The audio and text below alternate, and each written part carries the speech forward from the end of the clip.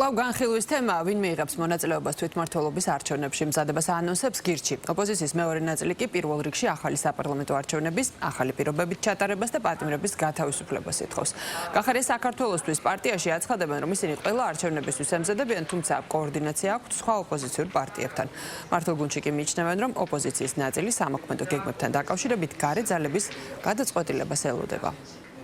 პარტია არის იმისთვის პარტია, რომ ნებისმიერი არჩევნებისთვის მზად იყოს. ჩვენ ვემზადებით როგორც საპარლამენტო არჩევნებისთვის, ისე მუნიციპალური არჩევნებისთვის, იმიტომ რომ დღეს ჯერ ადრეა, ხო, გადაჭრით ამაზე საუბარი. თუ კი მივიღებთ გადაწყვეტილებას, რომ არ მივიღოთ ამ არჩევნებში მონაწილეობა, ამას საზოგადოება ჩვენგან გაიგებს.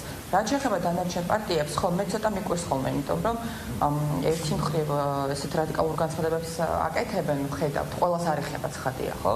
მაგრამ მეორე მხრივ ასევე ქუჩებაში დაბეჭდილება, რომ ისინი იმზადებიან მუნიციპალური არჩევნებისთვის და ეს გავს რაღაცა ერთგვარ მიპარვის მცდელობას, არჩევნებზე მიპარვის მცდელობას. ადგილობრივი თვითმმართველობის არჩევნებთან დაკავშირებით როგორც ძალიან მკაფიო პოზიცია, არაერთხელ გვითხოს, რომ ნებისმიერი ტიპის კოლაბორაცია რეჟიმთან, რომელიც დათმობაზე კი არ მიდის პირიქით და ამკაცრებს თავის ასე ვთქვათ დიქტატურულ პოლიტიკას, ახმული იქნება როგორც შესვლა რეჟიმთან თანამშრომლობაში, იმიტომ რომ როდესაც აბსოლუტურად ყველა მიმართულებით არის რეჟიმის მხრიდან გადადგმული დაბიჯები პოლიტიკური პარტიების წინააღმდეგ, საქართველოს დემოკრატიის წინააღმდეგ, ამ დროს ახლა საარჩევნო პროცესში ჩართვას არანაირი სამართლებრივი, მორალური და პოლიტიკური არგუმენტაცია არ გააჩნია. იღებენ თუ არა ისინი მონაწილეობას 4 ოქტომბრის არჩევნებში, დამოკიდებული არის მთლიანად იმ გარე ძალებზე, რომლებიც მართავენ მათ, რომლებიც აფინანსებენ მათ და რომლებიც ცდილობენ ქვეყანაში რადიკალიზმის გაუღვებას და განვითარებას.